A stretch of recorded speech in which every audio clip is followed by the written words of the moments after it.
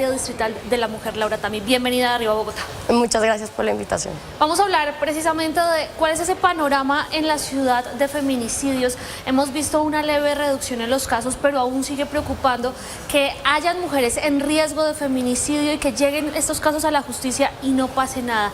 ¿Qué están haciendo ustedes desde la Secretaría Distrital de la Mujer para evitar que las mujeres en riesgo de feminicidio pues sean víctimas de este flagelo? Bueno, son varias acciones las que estamos desarrollando desde la Secretaría de la Mujer. Yo creo que una muy importante es la prevención. La difusión de la ruta única de atención a mujeres víctimas de violencia en riesgo de feminicidio se ha vuelto una prioridad para la Secretaría. Tiene 4 componentes esta ruta: de denuncia, de atención en hospitales, y en varios de esos puntos está la Secretaría de la Mujer. Estamos en 8 IPS del sector salud para poder hacer ese acompañamiento de las mujeres en este punto para que puedan hacer sus respectivas denuncias. También estamos en la Fiscalía General de la Nación y estamos en esa difusión diciendo a las mujeres que están nosotras estamos donde ustedes no necesitan para hacer esa difusión. También hemos aumentado los seguimientos a las mujeres en riesgo de feminicidio, que son cerca de 2.800 en la ciudad, con un grupo interdisciplinario en el que está la Secretaría de Seguridad, donde está Policía y donde estamos todos haciendo ese seguimiento para garantizarles a ustedes ese derecho que tenemos a vivir una vida libre de violencias. Secretaria, hablemos entonces de las cifras de este año.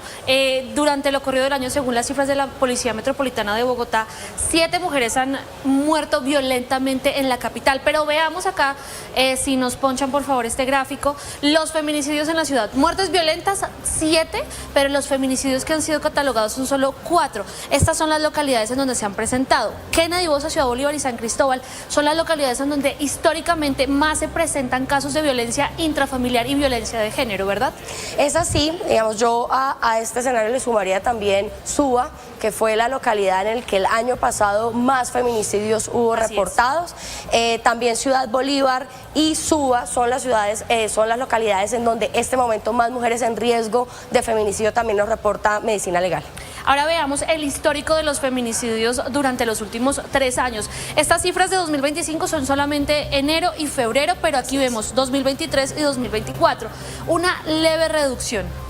Es una leve reducción, digamos que desde hace 5 años que venimos identificando las cifras de feminicidio, no superan los 27 feminicidios al año en Bogotá. Sin embargo, pues por supuesto son alarmantes porque ninguna mujer tendría que ser víctima de esta violencia tan extrema. Son 2 casos menos tipificados por la Fiscalía. Aquí es importante decir a las víctimas indirectas, nosotros nos tenemos una comunicación con las víctimas indirectas. Si esas víctimas nos dan la representación de los casos, nosotras podemos ir a juicio con una tesis distinta a la Fiscalía.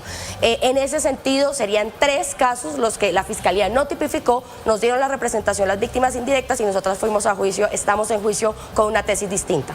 Ok, ahora hablemos de lo que mencionábamos al principio, estas valoraciones por riesgo de feminicidio. Son muchas mujeres en Bogotá que llaman y dicen a la línea púrpura, me está pasando esto, o siento que me puede pasar algo. ¿Qué hacen ustedes en estos casos? Aquí vemos las cifras de enero 2025 y enero 2024. También hay una reducción en esas valoraciones, pero cuéntenos por favor qué es lo que ustedes hacen para que esas mujeres que en su casa están viendo en este momento Arriba Bogotá y están en riesgo de feminicidio o están siendo víctimas de cualquier tipo de violencia de género, hagan esa llamada.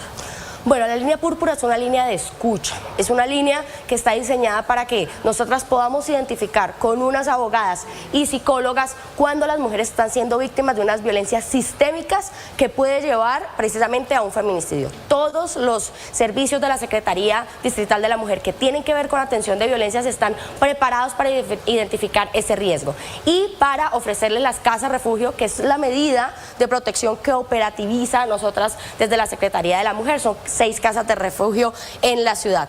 ¿Qué significa el riesgo de feminicidio? Son mujeres que activaron la ruta, son mujeres que denunciaron y dentro de esos procesos Medicina Legal tiene ese punto de valoración de riesgo de feminicidio. Entonces eso hace que tengamos un universo para que nosotras con las otras entidades aliadas podamos hacer un seguimiento. Esta disminución, digamos, si se mantiene el tiempo podemos decir que es favorable, pero de entrada hay que insistir en que las mujeres denuncien y hay que insistir en que las mujeres acudan a medicina legal para esas valoraciones, porque ese es el primer universo de seguimiento que tenemos nosotras de mujeres en riesgo de feminicidio. Permítame hacerle esta pregunta, y es que si bien estas mujeres alertaron estar en riesgo de feminicidio, el año pasado vimos varios casos en donde mujeres que habían alertado estar en riesgo de ser asesinadas por sus parejas sentimentales, vimos que pues lamentablemente fallecieron a mano de estos hombres. ¿Le falló el distrito, le falló el gobierno nacional a estas mujeres que murieron el año pasado por feminicidio? Bueno, yo creo que hay que distinguir. Este año las mujeres que han sido víctimas de feminicidio, que fueron víctimas de feminicidio, estos 4 casos, ninguna de ellas activó la ruta. Entonces, ahí hay un primer llamado importante, y es: activemos la ruta. Esta ciudad tiene una ruta única, robusta, una intersectorialidad que está aquí para ustedes. Lo segundo es que fue la minoría de casos el año pasado, creo que fueron 4 casos en los que activaron la ruta. Claro, esta es una intersectorialidad que necesita un compromiso particular de una atención con enfoque de género y de enfoque diferencial y de derechos humanos. Es decir, a las mujeres nos matan por el hecho de ser mujeres. Y entonces, en esa narrativa nosotras también hemos estado haciendo 222 capacitaciones con el sector de salud, para decirle: en los hospitales hay que tener las atenciones adecuadas para decirle a las mujeres: mire, quizás eso no fue una lesión, ¿no? Y que nos cuenten más y poder llegar a que esa activación se dé. Creo que es un compromiso intersectorial por identificar cuando una mujer está en riesgo, que no es fácil.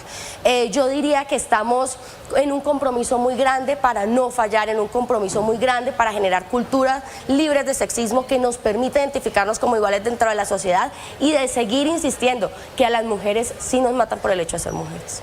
En muchos de esos casos que ocurrieron el año pasado, y lo digo porque estuve allí al frente de ellos, muchas mujeres y familias mencionaban que ya sabían que esta persona estaba siendo víctima de cualquier tipo de violencia de género, pero que nunca quiso denunciar por miedo. ¿Qué hacer con estas mujeres que definitivamente les da pánico llamar porque pues efectivamente les podrían quitar la vida? Yo creo que eso es importante entender, que todas estas violencias usualmente están relacionadas con precisamente relaciones afectivas que no nos permiten ver que podemos ser víctimas de violencias, ¿no? Entonces tenemos muchos casos de: no, él a mí no me va a hacer daño porque tenemos en común unos hijos, él a mí no me haría este tipo de cosas, y estos son criterios objetivos que nos dan para saber cuándo estamos en ese riesgo.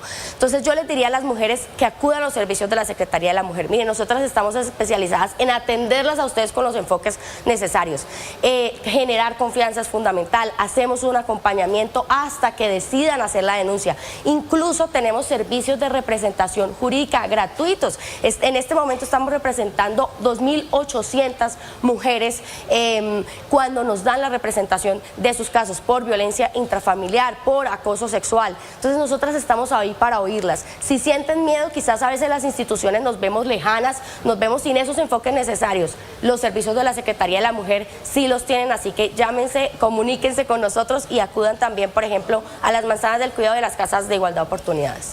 Secretaría, pasa algo también y está ocurriendo, hemos visto en este último mes 2 casos de hombres que también han sido agredidos por mujeres. ¿Qué pasa en este tipo de casos, de situaciones?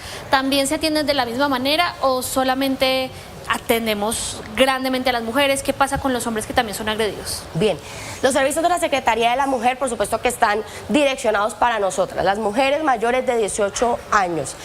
¿Por qué? Porque es una acción afirmativa en sí misma, es una población que ha sido vulnerada. Todos los delitos de alto impacto, digamos, que tienen que ver con violencia intrafamiliar, con delitos sexuales, nosotras somos las principales víctimas. Entonces, la Secretaría se crea precisamente para eso, para que nadie nos diga: no, mejor ve y soluciona ese problema en tu casa, ¿no? Esto es un problema, digamos, privado, porque hace mucho estas violencias que se viven en las casas dejaron de ser privadas y se volvieron públicas y nos interesan a todas y todos. Entonces, estas líneas efectivamente están para atender a las mujeres, son líneas y son servicios diferenciados, pero los hombres, digamos, tienen todo el aparato judicial igual. Pueden acudir a policía, pueden llamar al 123 si están en riesgo y en emergencia, pueden denunciar, pueden pedir medidas, medidas de seguridad también, digamos, dentro de los puntos que están, como las comisarías de familia. Pero al ser tantas las mujeres víctimas de esto, históricamente, pues se crea una secretaría y se crean unos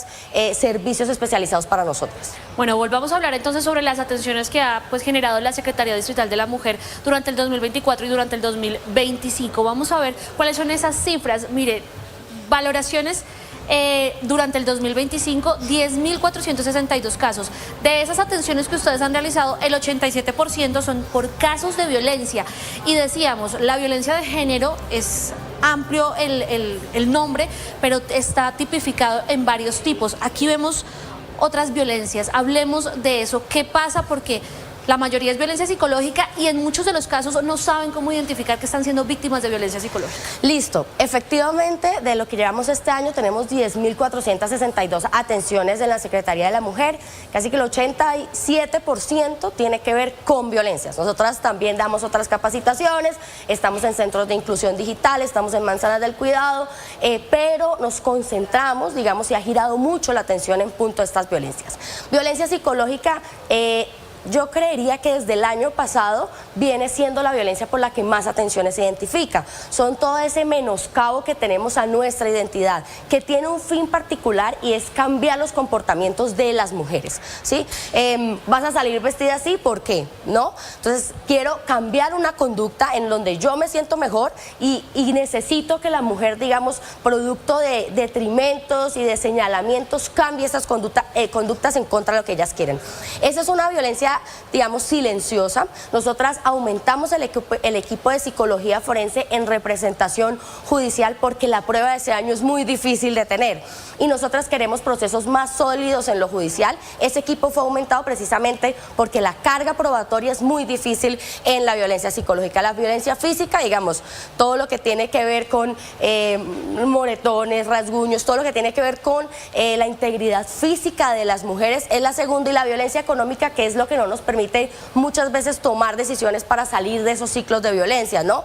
Entonces yo te cojo las tarjetas de crédito, imposibilito que salgas de la casa, cojo tus bienes, como los pongo la a mi nombre mujer propio. depende económicamente de pronto del esposo, de su pareja sentimental, también le da miedo denunciar. Eso es muy clave, digamos, la línea de autonomía es una línea que genera una gran responsabilidad, porque entre tú más autonomía tienes, no caes en ciclos de violencia o sales de ahí.